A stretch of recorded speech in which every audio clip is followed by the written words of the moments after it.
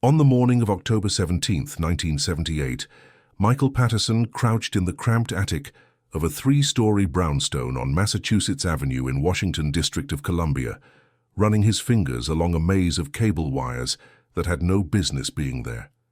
The autumn light filtered through dusty windows, illuminating particles that danced in the stale air like tiny ghosts of secrets. He could smell the musty odor of old insulation mixed with something metallic, something that made the hair on the back of his neck stand up. Michael believed this would be just another routine service call, maybe an hour of work replacing outdated telephone cables, then on to his next appointment. He had no idea that within the next 40 minutes, his entire understanding of the world he lived in would shatter like glass under a hammer. What he was about to discover, hidden behind a false panel in that attic, would expose one of the most sophisticated KGB intelligence operations ever conducted on American soil, an operation that had been quietly harvesting the nation's secrets for nearly 3 years. But before we dive into this story, make sure to leave a like and subscribe to the channel so we can bring you the most gripping Cold War and espionage stories every day. And tell me in the comments where you're watching from. It really helps support us. Michael Patterson had been installing telephone and cable systems in the Washington area for 12 years, ever since he left the Army Signal Corps in 1966. He was 34 years old, married with 2 daughters named Sarah and Jennifer, and lived a quiet life in suburban Arlington, Virginia. His wife, Carol, worked as a teacher at the local elementary school, and their life together was pleasantly ordinary, filled with school events, weekend barbecues, and plans for family vacations. His job took him into homes, offices, and government buildings throughout the capital, and he prided himself on being thorough and professional. He had seen just about every kind of wiring configuration imaginable, from pre-war installations that looked like bird nests to state-of-the-art systems in the newest office towers. During his time in the Army, Michael had worked on secure communication systems at military installations, and that experience had taught him to recognize equipment and configurations that served purposes beyond simple telephone service. But nothing in his military training or 12 years of civilian work had prepared him for what awaited him that October morning. The service call came in around 9:30 that morning. A tenant in the brownstone, a Mrs. Eleanor Whitmore, had complained about persistent static on her telephone line. She was an elderly widow who lived on the 2nd floor and had been experiencing the problem for weeks. The dispatcher assigned the call to Michael because the building was on his route. He arrived at 10:15, his white company van parking at the curb in front of the elegant building that had been constructed in the early 1900s. The street was lined with similar brownstones, their facades showing the architectural pride of another era. Trees planted decades earlier provided a canopy of orange and yellow leaves that rustled in the crisp breeze. Mrs. Whitmore met him at the door, a woman in her 70s with silver hair and worried eyes. She told Michael that the static had been getting worse, and sometimes she heard strange clicking sounds on the line. She apologized for bothering him, saying she knew how busy the phone company must be. But the problem was making it difficult for her to talk with her grandchildren who lived in California. Michael assured her it was no bother, that he would find the source of the problem and fix it. He began his investigation in her apartment, testing the wall jacks and tracing the line through the walls. Everything in her unit checked out fine. That meant the problem was somewhere in the building's main distribution system. Michael told Mrs. Whitmore he would need to access the utility spaces, and she directed him to speak with the building superintendent, a man named Victor Kozlov. Michael found him in the basement, a stocky man in his 50s with graying hair and a thick accent that Michael assumed was Eastern European. Kozlov seemed nervous when Michael explained what he needed to do, his hands fidgeting with a ring of keys. He said something about the attic being very messy, that no one had been up there in years, but Michael insisted he needed to check the cable junction box located there. Kozlov reluctantly led Michael up 3 flights of stairs to a narrow door at the end of the top-floor hallway. He unlocked it and gestured for Michael to go up the steep wooden stairs that led to the attic. The superintendent said he had work to do in the basement and quickly departed, leaving Michael to his inspection. Michael climbed the stairs, each step creaking under his weight, and emerged into a long, low-ceilinged space that stretched the length of the building. The attic smelled of dust and age, and the floorboards were covered with decades of accumulated grime. Bare bulbs hung from the rafters, providing weak illumination.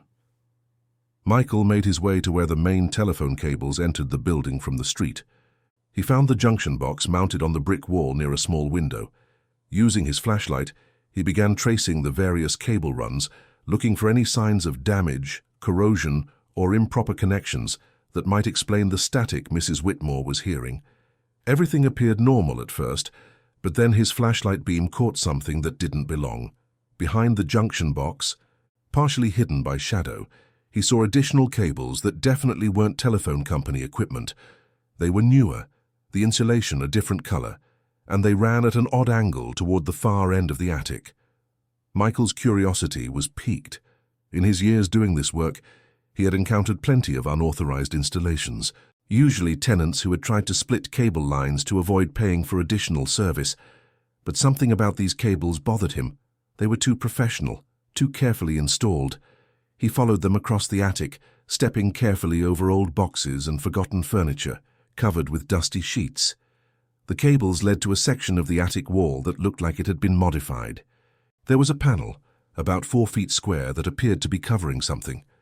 The wood was newer than the surrounding structure, and there were no cobwebs on it. Michael examined the panel more closely.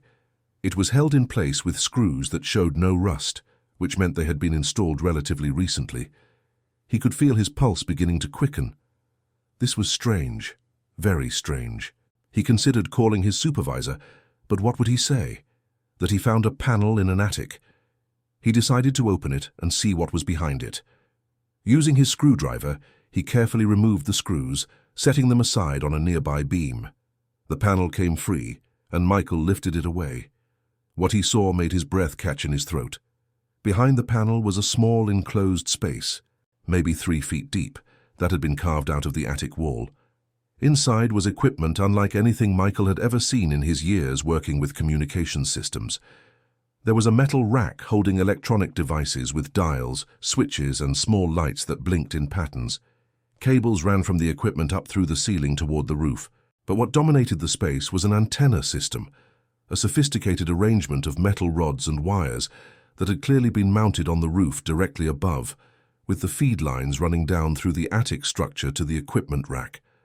Michael knew enough about radio and communications technology to recognize that this was a transmission and receiving system, and it was powerful. The equipment looked foreign, with labels and markings in a language he couldn't read. His hands were shaking as he leaned in closer, using his flashlight to examine the details. That was when he saw the most disturbing thing of all. Some of the cables connected to this secret equipment ran back toward the telephone junction box.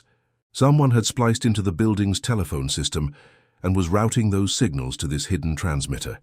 This wasn't just unauthorized equipment. This was a sophisticated surveillance operation. Michael stepped back from the opening, his mind racing. The implications of what he was looking at crashed over him like a wave. During his time in the army, he had received basic training in recognizing espionage activities, part of the security clearance he needed to work on communications equipment. The Cold War was at its height in the late 1960s, and every soldier was taught to be alert for potential threats. Looking at this equipment now with its foreign markings and its tap into the telephone system, Michael knew exactly what he was seeing. This was a spy operation, and given the location in Washington and the sophistication of the installation, it could only be the work of Soviet intelligence. His first instinct was to get out of that attic immediately. If this was what he thought it was, then he might be in danger just by discovering it. The building superintendent, Kozlov, with his Eastern European accent and his nervousness about letting Michael access the attic, suddenly seemed much more sinister. Was he the one operating this equipment? Was he KGB? Michael's heart was pounding as he quickly but carefully put the panel back in place, replacing the screws so it would look undisturbed. He forced himself to move slowly, to act naturally, even though every instinct screamed at him to run. He made his way back across the attic, taking care to leave no sign that he had been exploring beyond the junction box. When he reached the telephone equipment, he made a show of adjusting some connections, in case anyone was watching or would later question what he had been doing. Then he descended the stairs, closing the attic door behind him. His legs felt weak, and he could feel sweat on his forehead despite the cool October air. He needed to report this, but he had to be careful. If he was right about what he had found, then whoever was behind it would be dangerous. Michael made his way down to the basement looking for Kozlov. He found the superintendent in a storage room, organizing supplies. Michael told him, keeping his voice steady, that he had found the source of Mrs. Whitmore's problem and fixed it. It was just a loose connection in the junction box, nothing serious. Kozlov nodded, seeming relieved that Michael was finished. Michael thanked him and left the building, walking to his van with measured steps, fighting the urge to look back at the windows of the brownstone, wondering if someone was watching him leave. Once inside his van, Michael sat for a moment, gripping the steering wheel, trying to calm himself. He needed to think this through carefully. If he reported this to his supervisor at the phone company, what would happen? Would they believe him? Would they take it seriously, or would they think he was overreacting? And if there really was a spy operation in that building, wouldn't the people running it have connections, ways of finding out if someone had discovered them? Michael decided he needed to go straight to the authorities, but not local police. This was a matter for the Federal Bureau of Investigation. He drove directly to the FBI field office on 4th Street, arriving just before noon. At the reception desk, he told the agent on duty that he needed to report a possible espionage activity. The receptionist, a young woman who looked barely out of college, seemed skeptical at first, probably accustomed to dealing with paranoid citizens who saw conspiracies everywhere. But Michael was calm and specific in his description. He said he was a telephone company technician, that he had discovered what appeared to be a sophisticated surveillance and transmission system hidden in a residential building, and that he believed it might be operated by foreign intelligence. The change in the receptionist's demeanor was immediate. She picked up her phone and made a quick call, speaking in low tones. Within 5 minutes, Michael was escorted upstairs to a conference room where 2 FBI agents were waiting for him. The senior agent introduced himself as Special Agent Robert Kellerman, a man in his 40s with sharp eyes and a no-nonsense manner. With him was a younger agent named Thomas Bradford. They asked Michael to tell them everything, and he did, starting from the moment he received the service call that morning and ending with his decision to come directly to the FBI. The agents listened without interrupting, taking notes. When Michael finished, Kellerman leaned back in his chair and exchanged a glance with Bradford. Then Kellerman asked Michael a series of detailed questions about the equipment he had seen, the cables, the antenna configuration, and the building itself. Michael answered as best he could, describing everything he could remember. He mentioned the building superintendent, Kozlov, and his nervousness about the attic access. The agents became very interested in that detail. Bradford left the room briefly and returned with several photographs, which he spread on the table in front of Michael.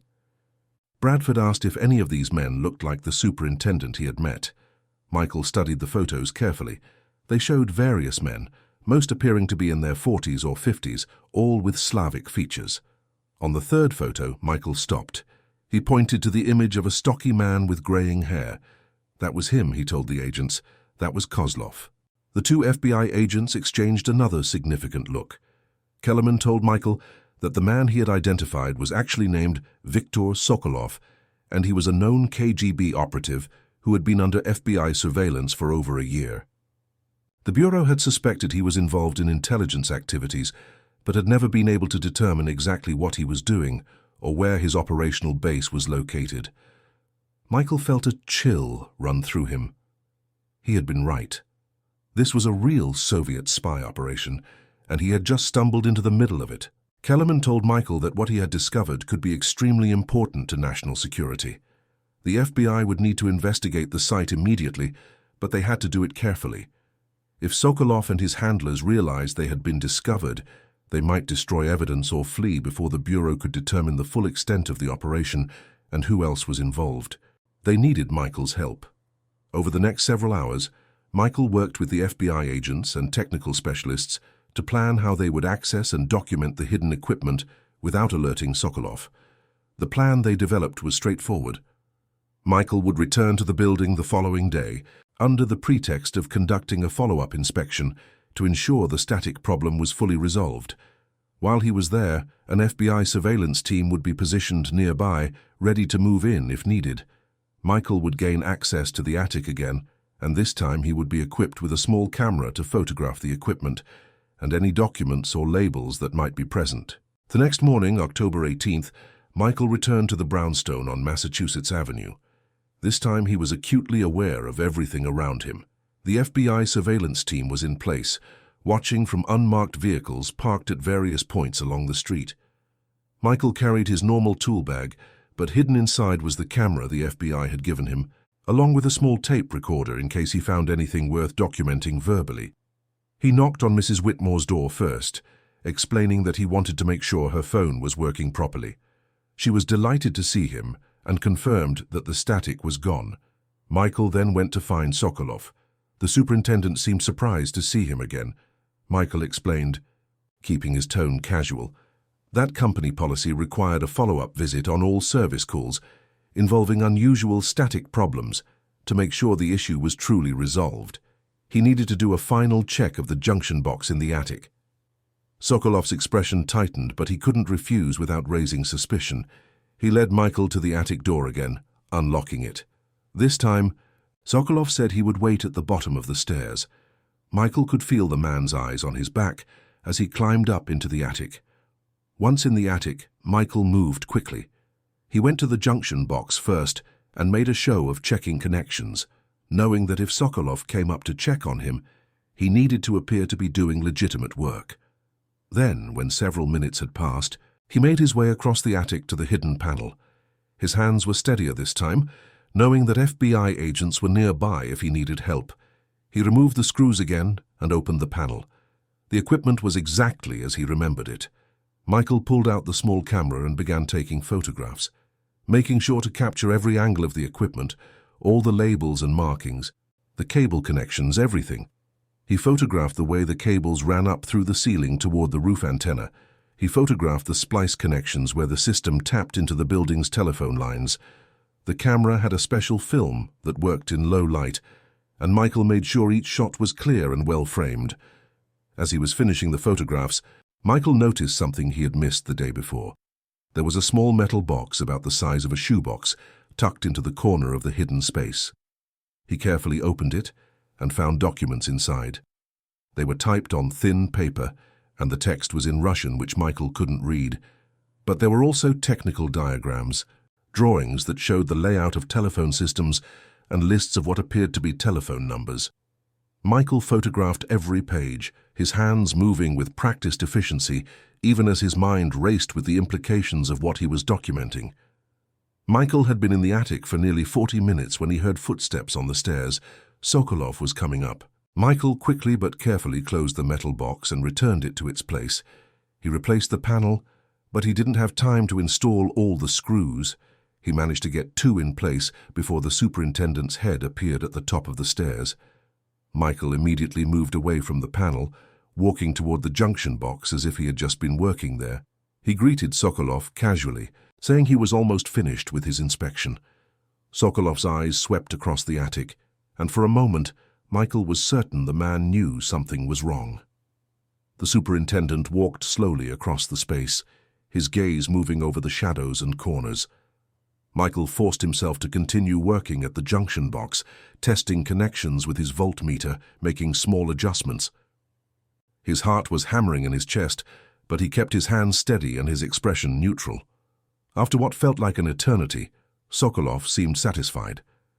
He told Michael to make sure he closed the attic door securely when he left, then descended the stairs again. Michael waited another 5 minutes, then carefully went back to the hidden panel and installed the remaining screws. He made sure everything looked exactly as it had before, then gathered his tools and made his way out of the attic. As he descended the stairs and emerged into the hallway, he half expected to find Sokolov waiting for him, perhaps with others, but the hallway was empty. Michael walked down to the main floor, found Sokolov in the basement, and told him the inspection was complete. Everything was in perfect working order. The superintendent nodded, barely looking at him, and Michael left the building. He walked to his van at a normal pace, got in, and drove away. Only when he had turned the corner and was out of sight of the brownstone, did he allow himself to breathe deeply. He had done it. He had the photographs, the evidence the FBI needed. He drove directly to the field office and handed over the camera to Special Agent Kellerman. The film would be developed immediately, and specialists would analyze everything Michael had documented. The photographs proved to be exactly what the FBI needed. The technical experts who examined the images identified the equipment as Soviet-made communications gear, specifically designed for signals intelligence collection. The system was capable of intercepting and recording telephone conversations, then encoding them and transmitting the data in burst transmissions to a receiver, probably at the Soviet embassy. The documents Michael had photographed included a list of telephone numbers that were being actively monitored. When FBI analysts cross-referenced those numbers, they discovered something shocking. The numbers belonged to high-ranking officials in the Department of Defense, members of Congress who served on intelligence committees, senior staff at the National Security Agency, and executives at defense contractors working on classified projects. This wasn't just a random collection of telephone intercepts. This was a targeted intelligence operation against some of the most sensitive positions in the United States government and defense industry. The KGB had been listening to these conversations for years, harvesting secrets about military capabilities, classified programs, and policy decisions. The potential damage to national security was immense. Armed with this evidence, the FBI obtained warrants to enter the building and seize the equipment. On October 20th, 2 days after Michael's second visit to the attic, a team of FBI agents executed the warrant. They also arrested Viktor Sokolov at the building and detained several other individuals who were later identified as part of the spy ring. The raid was conducted early in the morning, before dawn, to maximize the element of surprise. Agents secured the attic and carefully dismantled the equipment, preserving everything for evidence and analysis. Sokolov initially refused to cooperate, maintaining that he was simply a building superintendent and knew nothing about any equipment in the attic. But confronted with the photographs, the physical evidence, and testimony from other tenants who had seen him accessing the attic at odd hours, his position became untenable. The FBI also discovered that Sokolov had been making regular trips to the Soviet embassy, far more than would be normal for a building superintendent. Under interrogation, and facing the prospect of spending the rest of his life in federal prison, Sokolov eventually began to provide information. He revealed that the operation had been running for almost 3 years, since early 1976. The antenna system had been installed during a supposed roof repair, when Soviet intelligence officers posing as construction workers spent several days on the building.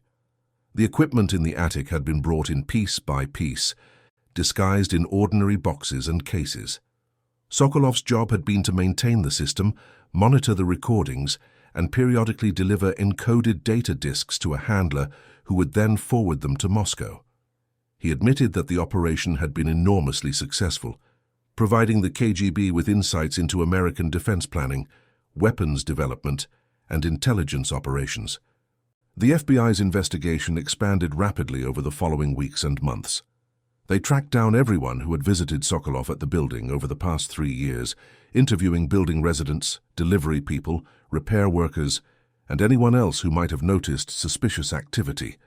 They analyzed the telephone intercepts to determine which conversations had been compromised, a painstaking process that involved reviewing call logs, identifying the affected phone numbers, and assessing what classified or sensitive information might have been discussed on each line. They worked closely with the National Security Agency to assess the technical capabilities of the intercepted equipment and to understand exactly how the system operated. NSA engineers determined that the Soviet equipment was capable of simultaneous monitoring of up to 20 different telephone lines with sophisticated filtering that could identify and prioritize conversations containing certain keywords or voice patterns. The recordings were compressed and encoded, then transmitted in short burst transmissions that lasted only fractions of a second, making them extremely difficult to detect through conventional monitoring. The scope of the operation was staggering. Based on the analysis of the equipment and the documentation found in the attic, intelligence analysts estimated that hundreds of thousands of conversations had been intercepted over the 3-year operational period. many containing highly classified information about defense planning, weapon systems, intelligence operations, and diplomatic negotiations. Michael Patterson found himself at the center of a major counterintelligence investigation. He gave extensive testimony to FBI investigators, walked them through exactly what he had seen and how he had discovered the equipment. His detailed observations and quick thinking in photographing everything had provided the crucial evidence that made the case. The FBI commended him for his actions, noting that his military training and his professionalism had enabled him to recognize the significance of what he had found and respond appropriately. The story of the KGB surveillance operation remained classified for several years. The government didn't want to reveal the extent of the compromise or provide details that might help Soviet intelligence understand how the operation had been discovered.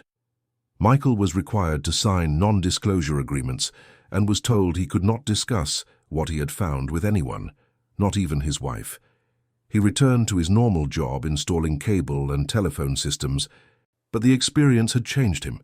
He looked at every building differently now, wondered what secrets might be hidden behind walls and in attics, what other operations might be running undetected. It wasn't until 1983, 5 years after the discovery, that details of the case were finally made public. By then, the Cold War tensions had evolved, and the government felt it was important to demonstrate Soviet espionage activities to build support for increased counterintelligence efforts. Michael Patterson was identified as the telephone technician who had discovered the operation, and he was quietly recognized by the FBI and other intelligence agencies for his contribution to national security. He received letters of commendation, though they remained classified for many years. The broader implications of the case were significant and far-reaching. The discovery prompted a comprehensive review of telecommunications security in government buildings and in the homes and apartments of officials with security clearances. The Department of Defense and intelligence agencies implemented new protocols for inspecting and securing telephone systems, cable installations, and other communications infrastructure. They developed training programs for security personnel to recognize signs of unauthorized equipment or tampering. The FBI significantly expanded its counterintelligence operations, establishing specialized teams focused on technical surveillance threats. Intelligence analysts recognized that if the Soviets had successfully run one such sophisticated operation for 3 years completely undetected, there were very likely others still operating that had not yet been discovered. This realization led to systematic sweeps of sensitive locations throughout Washington and other cities, with concentrations of government and defense facilities. The case also led to major improvements in how utility companies and telecommunications providers trained their technicians to recognize and report suspicious equipment or installations that might indicate espionage activity. Michael Patterson's experience became a central teaching example in security training programs across multiple government agencies, illustrating how ordinary workers performing routine duties could serve as an essential first line of defense against foreign intelligence operations. For Michael, life gradually returned to normal, though he never forgot those October days in 1978. He continued working for the telephone company until his retirement in 1992, just after the Soviet Union collapsed. He often thought about the hidden attic, the sophisticated equipment, and how a simple service call to fix static on an elderly woman's telephone line had led to the exposure of a major spy operation. It seemed almost incredible, the way ordinary life could intersect with the shadowy world of espionage. Years later, after many of the details had been declassified, Michael gave interviews about his experience. He emphasized that he had simply been doing his job, paying attention to details that didn't seem right. He credited his military training for giving him the knowledge to recognize what he was seeing, but he also noted that any careful technician might have noticed the discrepancies in the attic. The key, he said, was being willing to investigate when something seemed out of place, and then having the courage to report it to the proper authorities, even when it might put you at risk. The brownstone on Massachusetts Avenue, where the operation had been based, became something of a landmark in intelligence circles, though few people outside that community knew its significance. The building was eventually sold, renovated, and converted into upscale condominiums. The attic was reconfigured, and all traces of the hidden equipment space were removed. But among FBI agents and NSA analysts who worked counterintelligence cases, the address remained known as the site of one of the most successful KGB technical operations ever conducted on American soil, and the place where an alert cable installer helped bring it to an end. The case also served as a reminder of how espionage actually worked during the Cold War. While popular culture often portrayed spies as glamorous figures engaged in dramatic confrontations, the reality was usually far more mundane. It was about patient technical work, hidden equipment, intercepted communications, and ordinary people who happened to be in the right place at the right time to notice something that others had missed. Viktor Sokolov was eventually convicted on multiple counts of espionage and sentenced to 35 years in federal prison.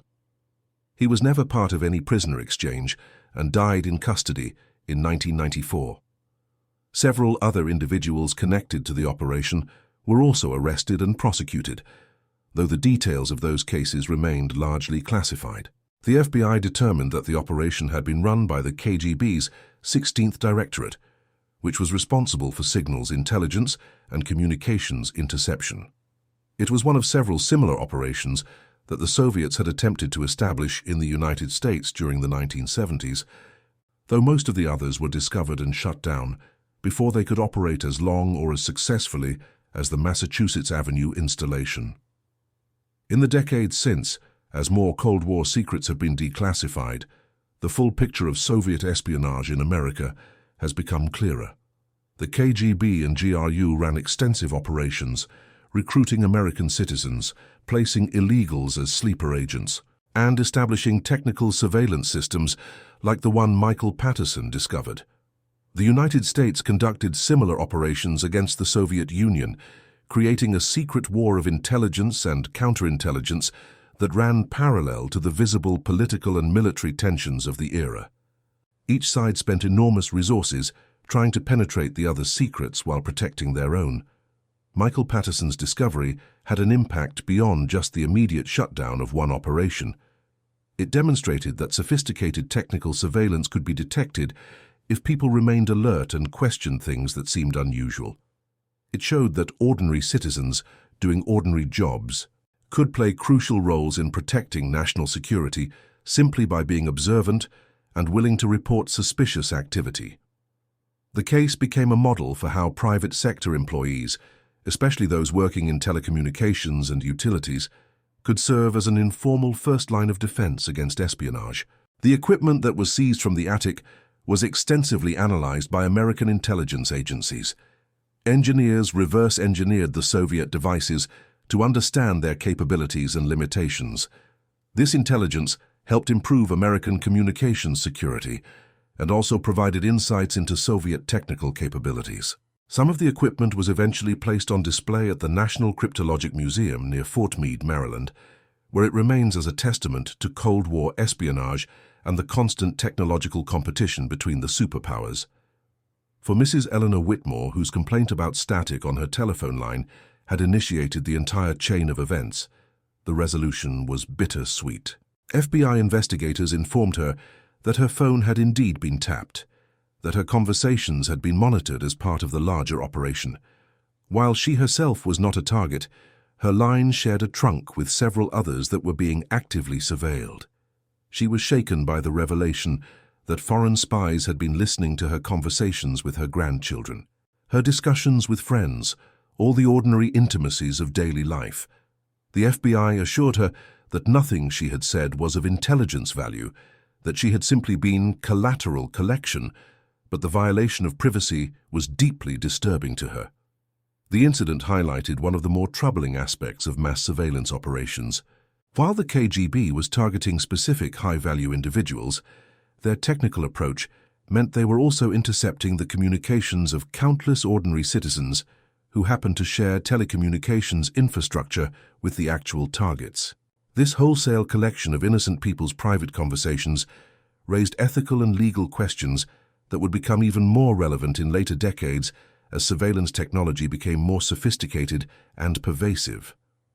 As Michael Patterson reflected on the experience in his later years, he often thought about the randomness of it all. If Mrs.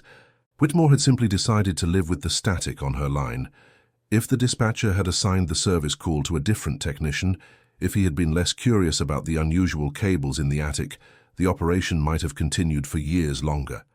The KGB might have intercepted even more sensitive conversations, learned even more critical secrets. The course of Cold War intelligence competition might have been different in small but meaningful ways. But Mrs. Whitmore had complained, the call had been assigned to Michael, and he had been curious enough to investigate. That combination of circumstances had led to the exposure of a significant spy operation and potentially prevented serious damage to national security. It was a reminder that history often turns on small moments, individual decisions, the actions of people who are simply trying to do their jobs well and who pay attention to details that seem wrong. The broader context of the 1970s makes the discovery even more significant. This was a period when American confidence had been shaken by Vietnam, Watergate, and economic troubles. The Cold War competition with the Soviet Union seemed to be shifting in Moscow's favor. Soviet-backed movements were gaining ground in Africa, Latin America, and Asia. In this environment, every intelligence advantage mattered. The KGB operation that Michael discovered was part of a larger pattern of Soviet espionage that was yielding significant results, providing Moscow with insights into American planning and capabilities that helped shape Soviet policy and strategy. The shutdown of the Massachusetts Avenue operation dealt a blow to Soviet intelligence collection against the United States. It forced the KGB to reassess their other technical operations, to assume that if one had been discovered, others might be compromised as well. It led to increased security precautions that made subsequent operations more difficult and costly to maintain. In the chess game of intelligence and counterintelligence, Michael Patterson's discovery represented a significant move that shifted the board in America's favor. Today, the story of the cable installer who found the secret antenna serves as a case study in intelligence training programs, a real-world example of how espionage is actually conducted and detected.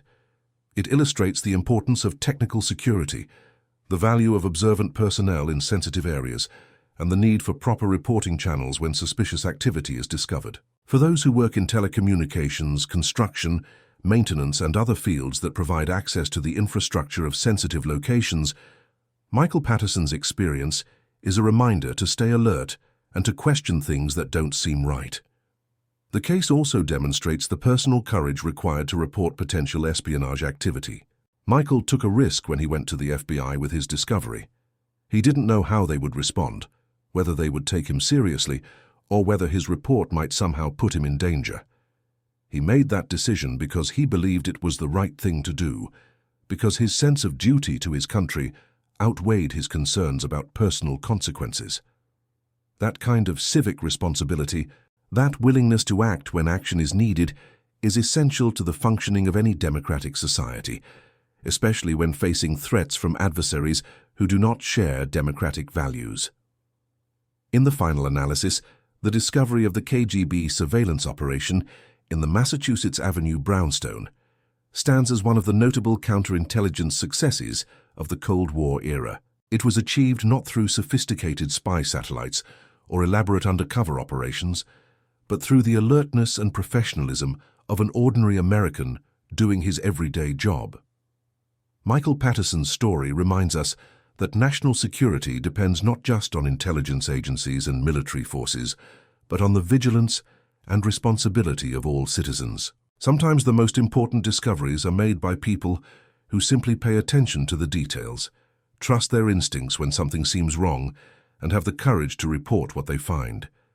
The hidden antenna in the attic, the secret equipment behind the false panel, the cables that ran where they shouldn't, all of these had been there for 3 years before Michael Patterson found them. Hundreds of technicians, maintenance workers, and visitors had probably passed near that attic without ever looking closely enough to notice anything amiss. It took one person on one particular October morning who was observant enough and knowledgeable enough to recognize that something was not right and responsible enough to act on that recognition. That made all the difference.